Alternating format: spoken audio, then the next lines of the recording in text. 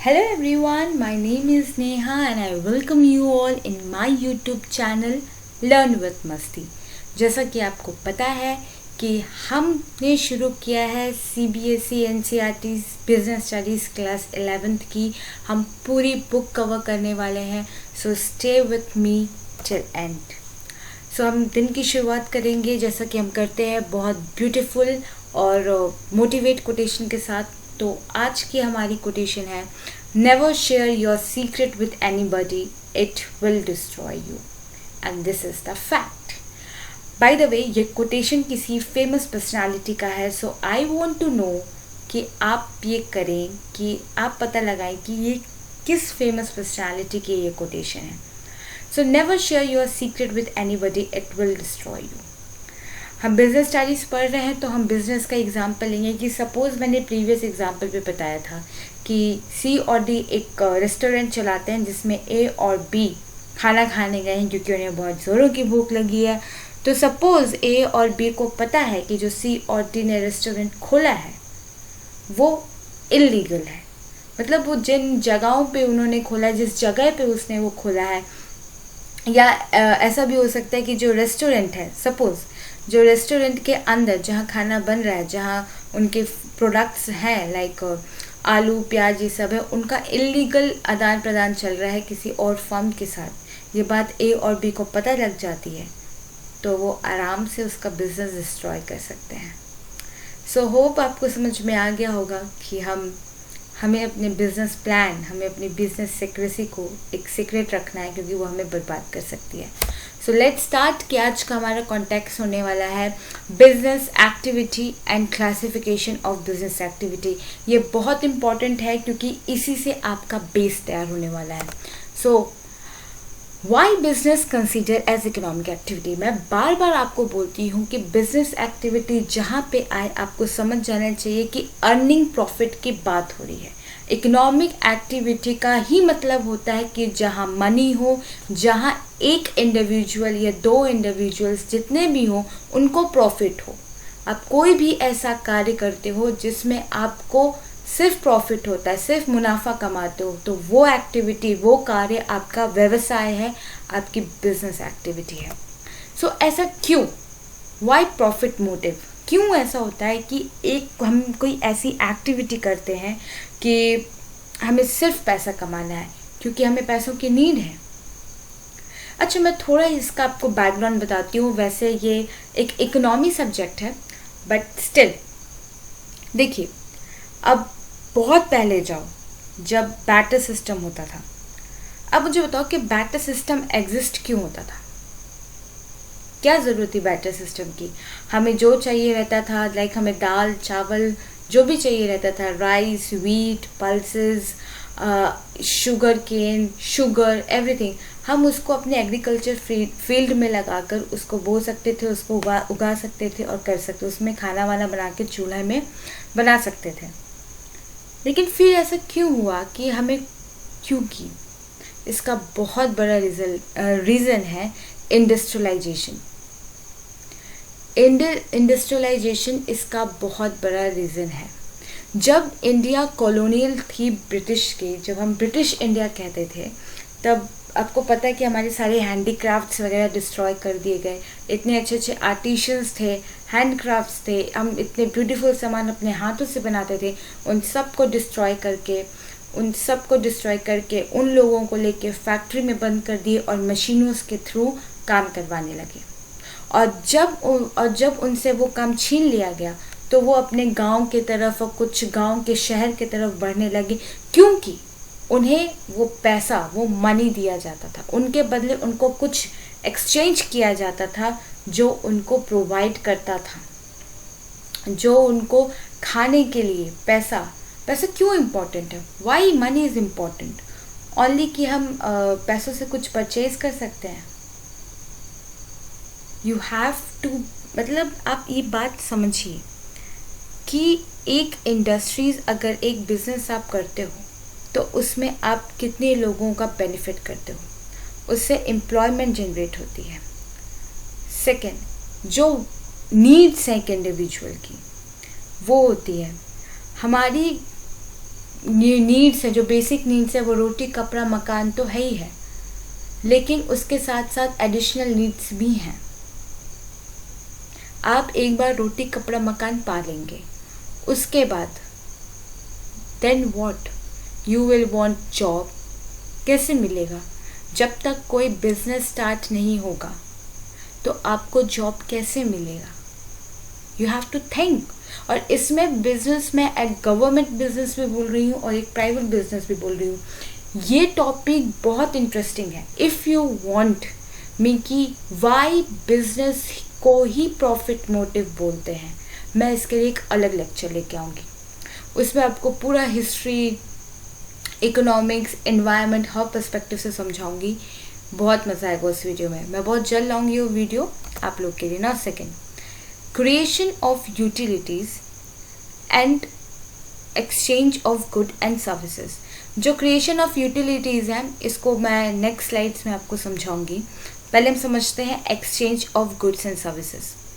देखिए, economic activity aim at earning money by exchange of good और services. Similarly, business activity result in sale, distribution or exchange of good or services for earning profit. मैंने आपको previous lecture में बताया था कि अगर आप सी और डी के रेस्टोरेंट में खाने नहीं जाओगे, उसने जो अपनी सर्विसेज आपको दी है उसको आप पे नहीं करोगे, तो वो बिजनेस नहीं कहलाएगा। मैंने एक और एग्जांपल दिया था कि अगर आपके पास पुराना रेडियो बचा है, रेडियो है, और उसको आपने एक दिन ओलेक्स पे बेच दिया तो और उससे आपको कुछ पैसे मिल गए, तो वो आपकी बिजनेस एक्टिविटी नहीं है, क्योंकि आप उसको exchange of good and services तो कर रहे हैं बट रेगुलर बेसिस में नहीं कर रहे हैं। Business activity result in sale, distribution और एक्सचेंज ऑफ गुड और services for earning profit. Suppose आपने हेडफोन्स बनवाए और टेक अ फॉर एग्जाम्पल, आपने यहाँ पेन देख रहे हैं, वाइट कलर की पेन है, जो आपने उसको प्रोड्यूस किया और प्रोड्यूस करके अपने वेयर हाउस में रख दिया। अब आप मुझे बताइए, क्या वो वेयर हाउस में रखे रखे आपको प्रॉफिट गेन करा सकता है जब तक आप उसे मार्केट में सेल ना करें? तो exchange of good and services तो होना ही चाहिए, क्योंकि जब तक आप एक्सचेंज नहीं करोगे, जब तक आप उससे पेन्स नहीं दोगे, तब तक आपको उसके पैसे नहीं मिलेंगे। Now creation of utility. Business uses, utility का मतलब होता है उपयोगिता, वो कैसे क्रिएट करता है। So form utility. Form utility refers to change of raw material into finished good. A businessman converts raw material into finished good and make them useful for the consumer. जो फॉर्म यूटिलिटी होता है ना, जैसे raw material, आप यहाँ पे fruits देख सकते हो, ठीक है, मैंगोज़ हैं, पाइन एप्पल्स हैं, ये सारी चीज़ें हैं। अच्छा, एक स्टोरी के फॉर्म में मैं बताती हूँ। एक बार क्या हुआ कि बहुत सारे फल तोड़े गए एक पेड़ से, लाइक आम को तोड़ा गया। ये कहानी है आम की। ये कहानी है आम से फ्रूटी बनने की कहानी। एक बार क्या हुआ कि आम को पेड़ से तोड़ा गया और उसमें से एक आम क्या हुआ ना, वो जब उसको गाड़ी में रख रहे थे तो वो गिर गया। और जब वो गिर गया तो गिरते पड़ते एक दुकान में पहुंचा। और जब वो दुकान में पहुंचा तो उसने देखा कि बहुत सारी सेल्फ्स में ना फ्रूटीज़ की और मैंगोज़ और स्लाइस की बॉटल रखी हुई हैं, जिसमें उसकी फ़ोटो बनी हुई है, मैंगो की, कटे हुए मैंगो की, स्लाइस मैंगो की, बहुत स्टाइलिश मैंगो की। तो जब उसने देखा तो उसने उन बॉटल से पूछा कि ये तो मैं हूँ, इसमें तो मेरी फ़ोटो बनी हुई है, बट मैं लिक्विड फॉर्म में क्यों हूँ? मैं तो सॉलिड फॉर्म में हूँ, मैं तो ऐसे, मेरा तो शेप है, बट इसके अंदर जो चीज़ है वो इतनी अजीब क्यों दिख रही है मुझे? तो तब उस बॉटल ने उसको बोला, वो फ्रूटी और स्लाइस की बॉटल ने, कि हम तो एक घर गए थे जहाँ पे हमें छीला गया, हमें काटा गया, हमें प्रोसेस्ड किया गया और हमें इस बॉटल में डाल दिया गया। तो वो आम बोलता है कि मुझे ये घर कहाँ मिलेगा? तो उसके बाद क्या क्या क्या होता है कि तब तक वो बॉटल को दुकानदार बेच देता है। तो ये कहानी थी आम से स्लाइस बनने की। तो जब भी हम किसी रॉ मटेरियल को, आम को, आप लकड़ी ले लीजिए, लकड़ी रहते हैं, लकड़ी को फॉरेस्ट से काट कर ट्रांसपोर्ट करके फैक्ट्रीज़ में लाया जाता है। उसके बाद उसका फर्नीचर बनता है, उसके बुक सेल्फ्स बनते हैं, इतनी सारी चीज़ें बनती हैं। तो जब एक रॉ मटेरियल को फाइनल प्रोडक्ट में कन्वर्ट किया जाता है तो इसको उसका एक फॉर्म बदल जाता है, इसलिए उसको फॉर्म यूटिलिटी बोलते हैं। ना सेकंड, टाइम यूटिलिटी। अब आप मेरे को एक बात बताओ, ये जो सीज़न चल रहा है, इतनी रेनी सीज़न हो रही है, ठंडी ठंडी हवाएं चल रही है, तो क्या एसी का यूज़ है इस टाइम पे? क्या कूलर आप यूज़ कर रहे हो? अच्छी गर्मी, अच्छी ह्यूमिडिटी तब तक ना पड़े जब तक आप एसी और कूलर यूज़ नहीं करते। आप फ़ैन भी कभी कभी ठंड में यूज़ नहीं करते। नहीं, क्योंकि फ़ैन इसलिए बोल रही हूँ कभी कभी, क्योंकि कई लोगों की आदत होती है कि ठंड में भी फ़ैन चला के सोते हैं। So I am one of them, मैं तो सोती हूँ ना। सेकेंड, आप मुझे एक बात बताओ, क्या गेहूँ हर सीज़न में बोया जाता है, उगाया जाता है? ठंडी, गर्मी, रेनी सीज़न में? क्या चावल हर सीज़न में गाया जाता है? क्या दाल हर सीज़न में आप बोते हो? नहीं, इनका प्रॉपर टाइम होता है जिसको हम कहते हैं, शायद इसलिए इनको डिवाइड किया गया है, kharif crops and rabi crops. ये सब आपने पढ़ा होगा, ठीक है। तो goods are not consumed immediately when they are produced. अब देखो, एसी बना, एसी हो सकता है बना हो आपका अगस्त, सितंबर, अक्टूबर में, लेकिन वो बेचा तो गर्मी के सीज़न में ही जाएगा ना, मई और जून में। वैसे आपकी वीट और राइस प्रोड्यूस हुई, ठीक है, on a particular season, but consume through out the year, but उसे हम कंज्यूम हर साल करते हैं, हर साल करते हैं। होप आपको समझ में आ रहा होगा। Businessmen store the goods in warehouse and supply them whenever consumer demand. आपकी जब डिमांड होगी सीजन वाइज, तभी वो बिजनेसमैन आपको बेचेगा। By storing the goods in a warehouse, the businessman helps in removing the time gap and create time utility. अब AC तो बन गया अक्टूबर में, अब बन के रख गया, अब गाड़ी बुलवा के उसको दुकान में तो रख नहीं सकते, तो वो क्या करेंगे, एक दूसरा वेयर हाउस बनाएंगे जिसमें वो अपना सामान स्टोर करेंगे। और उससे क्या होगा, जो टाइम गैप है, लाइक अक्टूबर में बना है तो अब उसको नवंबर में एसी हम निकाल नहीं सकते, तो नवंबर, दिसंबर, जनवरी, फरवरी वो एक वेयर हाउस में रखा रहेगा, जिसके वजह से जो टाइम गैप है वो रिमूव हो जाएगा और टाइम यूटिलिटी, अप टाइम का उपयोगिता भी हो जाएगी ना। Next, place utility. ये देखो, बहुत सिंपल कॉन्सेप्ट है। Goods are not consumed in the same place. अगर आपका गुड बन रहा है आपके डिस्ट्रिक्ट के किसी छोटे गांव में, तो क्या आप वहाँ जाओगे उसको लेने? नहीं ना, आप तो किसी मार्केट ही जाओगे उसको लेने। आप सपोज़ उत्तर प्रदेश से हैं, मध्य प्रदेश से हैं या बिहार से हैं, आपकी एक डिस्ट्रिक्ट है, उस बहुत छोटी सी डिस्ट्रिक्ट है जहाँ आप रह रहे हैं, हो सकता है वो रूरल एरिया हो, तब वहाँ अगर मान लीजिए कि साबुन बन रही है, तो आप वहाँ तो लेने जाओगे नहीं ना, वो तो एक शॉप जाओगे आप लेने। So goods are not consumed in the same place where they are produced. Goods are consumed at one place but distributed in a different corners of the country. The business provides transport service to move the goods and service from the place of production to put the place of consumption. Now this is very important. मैं बहुत important line बोलने जा रही हूँ. The economic activity aimed at the creation of utilities for earning money. Economic activity aimed at creation of utilities for earning money. In same way, businessmen also create utilities to earn profit.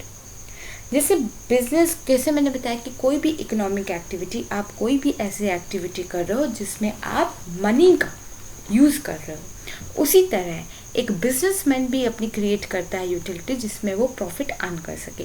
Hope आपको समझ में आया होगा। Now this, मैं एक बात clear कर दूं आपको कि classification of business activities 2 part में आएगा। पहले पार्ट में हम इंडस्ट्री डील करेंगे, सेकंड में कॉमर्स। तो देखिए, बिजनेस एक्टिविटीज़ मैंने क्या बताया आपको, एक ऐसी एक्टिविटी जिसमें आप कोई एक्टिविटी करने में बिजी हो और उसमें आपका एम हो प्रॉफिट मेकिंग का, ठीक है। फर्दर बिजनेस एक्टिविटी क्लासिफाइड होती है बेसिस ऑफ फंक्शन में।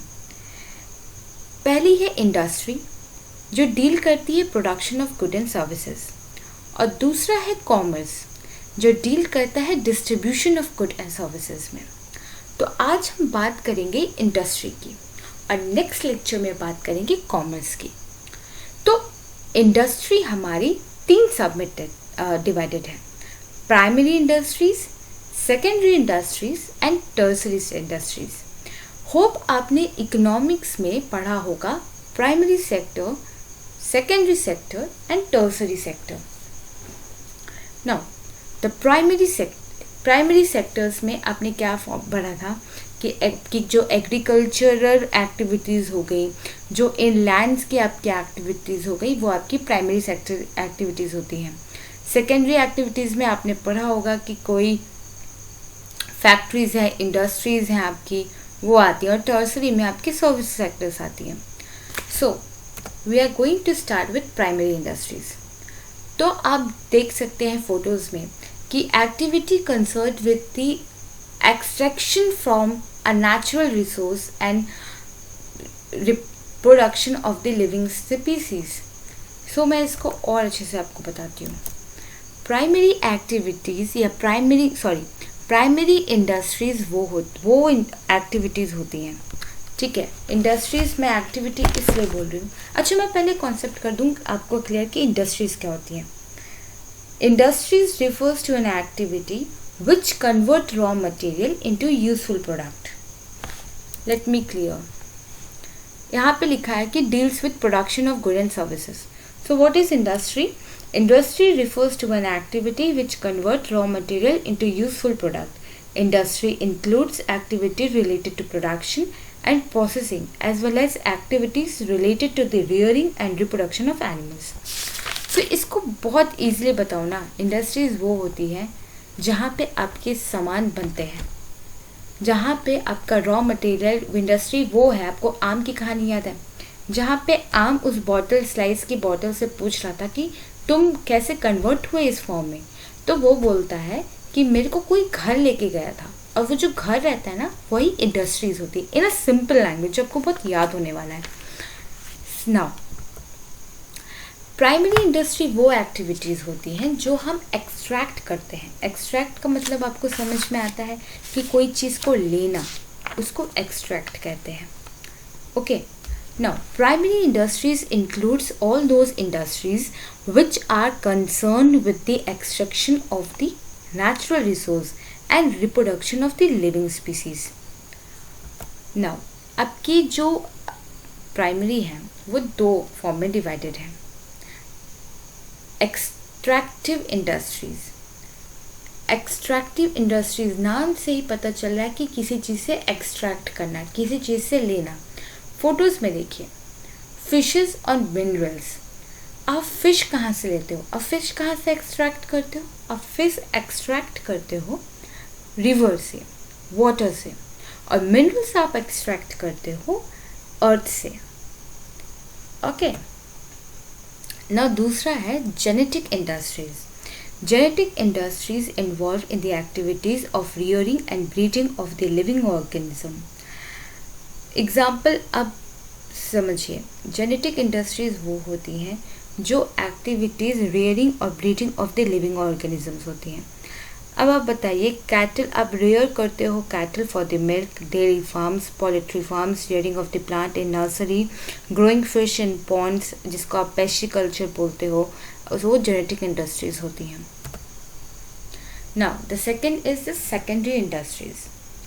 Make use of product which is extracted. अब आपने सपोज फॉर एग्जाम्पल आपने मिनरल एक्सट्रैक्ट कर लिया, सपोज आपने आयरन एक्सट्रैक्ट कर लिया, माइनिंग ऑफ आयरन कर लिया, उसके बाद आप कन्वर्ट कर रहे हो स्टील में। तो जब आप स्टील में कन्वर्ट कर रहे हो ना, तो उसी को हम सेकेंडरी एक्टिविटी कहते हैं। नाउ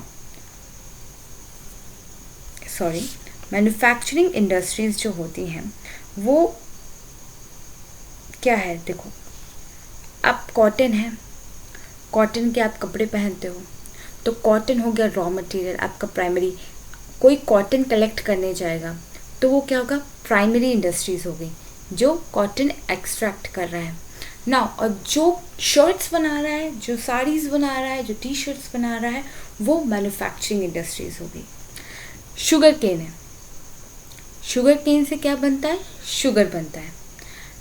तो जो शुगर केन काट के ला रहा है वो प्राइमरी इंडस्ट्रीज है, और जो शुगर बना रहा है वो मैन्युफैक्चरिंग इंडस्ट्रीज है। होप आपको समझ में आ रहा होगा। जो मैन्युफैक्चरिंग इंडस्ट्रीज हैं वो दो तरह के गुड्स प्रोड्यूस करती हैं। First consumer good, second industrial goods. नाम से समझ में आ रहा होगा कि कंज्यूमर गुड्स कौन कौन से गुड्स होते हैं जो कंज्यूमर कंज्यूम करते हैं। जैसे आप फोटोज़ में भी देख सकते हैं, लाइक आपका ब्रेड है, मैगी है, साबुन है, सोप है एंड शैम्पूज़ है, ये सारी चीज़ें हैं। और इंडस्ट्रियल गुड्स क्या है, जो इंडस्ट्रीज़ के काम आते हैं, आपकी मशीनरी, इक्विपमेंट्स, टूल्स, ये सारी चीज़ें for the manufacturing of the consumer goods. ना नेक्स्ट, अच्छा यहाँ पे टाइप्स ऑफ मैन्युफैक्चरिंग इंडस्ट्रीज़ है, 4 टाइप की मैन्युफैक्चरिंग इंडस्ट्रीज़ है। So let's start. Analytical industries बहुत इजी है। देखो इस वीडियो को आप 2 से 4 बार देखोगे, आपको रिवाइज हो जाएगा और बहुत इजीली समझ में आ जाएगा। मैं कोई भी ट्रिपिकल लैंग्वेज यूज़ नहीं कर रही हूँ, बिकॉज मैं चाहती हूँ कि आपको चीज़ें बहुत ईजिली समझ में आ जाए। एनालिटिकल इंडस्ट्रीज़ ये कौन सी इंडस्ट्रीज़ होती हैं, देखो क्रूड ऑयल, क्रूड ऑयल को प्रोसेस किया जाता है फिनिश्ड प्रोडक्ट में, जैसे पेट्रोलियम, डीजल, कैरोसिन, ये सारी चीज़ें होती हैं। जब बेसिक रॉ मटेरियल को ब्रेक किया जाता है into different parts to produce a finished product. जब आप किसी रॉ मटेरियल, आपके पास क्रूड ऑयल है, अब आपने उसको किस में ब्रेक किया, पेट्रोलियम में ब्रेक किया, फिर आपने किस में ब्रेक किया, डीजल में, फिर केरोसिन ऑयल में। तो आप एनालाइज करते हो, आप उसको ब्रेक डाउन करते हो। याद रखना, एनालाइज मतलब होता है ब्रेक डाउन करना। तो किसी भी रॉ मटेरियल को आप जब फॉर्म करते हो, अच्छा इतना तो पता है कि आपको इंडस्ट्री क्या है। इंडस्ट्री क्या होती है, जब रॉ मटेरियल को फाइनल प्रोडक्ट में बनाया जाता है। जो चीज़, ठीक है, कोई ऐसी एक्टिविटी जो इंडस्ट्रीज आपसे पूछेगा कोई इंडस्ट्री क्या है, कोई ऐसी एक्टिविटी जिसमें रॉ मटेरियल को फिनिश प्रोडक्ट में कन्वर्ट किया जाता है। अब एनालिटिकल इंडस्ट्रीज क्या है, मैंने आपसे बताया एनालिटिकल मतलब होता है ब्रेक डाउन करना।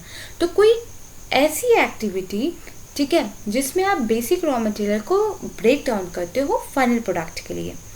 ना सिंथेटिक इंडस्ट्रीज, नाम से समझ में आ रहा होगा, सिंथेटिक मतलब होता है कलर्स। कलर्स कैसे बनते हैं, केमिकल से। ना केमिकल्स जब यूज्ड होते हैं कपड़ों में, आपने देखा होगा कि जो बंदेज की साड़ीज़ होती है ना, उसमें होता है। जैसे आप दुपट्टाज ये देख सकते हो, ये गुजरात में बहुत फेमस है ये सारी चीज़ें। ये दुपट्टाज बेली आप देखते हो कि जो गरबा स्पेशली होता है उसमें इस तरह के दुपट्टाज बहुत यूज़ होता है। तो जो केमिकल्स यूज़ होता है, अब समझो, इंडस्ट्रीज 2 और more materials are mix to manufacture some new product. जब हम कोई इंडस्ट्री जब एक से ज़्यादा मटेरियल यूज़ करती है, पहले उसने कपड़ा लिया होगा, उसके बाद उसने केमिकल्स लिए होंगे, डाई केमिकल्स लिए होंगे डाई करने के लिए इन कपड़ों को, तो वो होता है सिंथेटिक इंडस्ट्रीज। सिंथेटिक का मतलब होता है, अब ऐसे गुजराती आपको मैं बहुत एक ट्रिक बताऊँ, बहुत शॉर्ट से बहुत अच्छी ट्रिक। सिंथेटिक इंडस्ट्रीज, तो आपको पता होगा कि गुजरात में शू थयो बोलते हैं ना, तो सिंथेटिक का मतलब शू थयो। शू का मतलब होता है कि जब हम सॉरी ये एग्जाम्पल नहीं होगा, I am so sorry. Synthetic industries मतलब आप सिंपली ट्राई करो, सिंपली जस्ट रिवाइजेस कि जब गुजरात में डांडिया होता है, गरबा होता है, तो हम ये दुपट्टास लेते हैं जिसमें केमिकल्स का यूज़ होता है, और इस रॉ मटेरियल में हमारे पास दुपट्टा होता है और हम केमिकल्स का यूज़ करते हैं। और वो जब एक से ज़्यादा रॉ मटेरियल का यूज़ करते हैं तो उसे सिंथेटिक इंडस्ट्रीज़ बोलते हैं ना। Third, processing industries. Processing industries नाम से समझ में आ रहा है जहाँ पे चीज़ें प्रोसेस्ड होती हैं, लाइक हमारी steel, iron steel industries, sugar industries, यहाँ पे हम चीज़ों का प्रोसेस कर रहे हैं। शुगर केन जाता है, शुगर केन से फिर शुगर बनने की प्रोसेस शुरू होती है, तो उसे processing industries. Assembly industries, assembly industries नाम से समझ में आ रहा है जहाँ पे चीज़ें असेंबल होती हैं।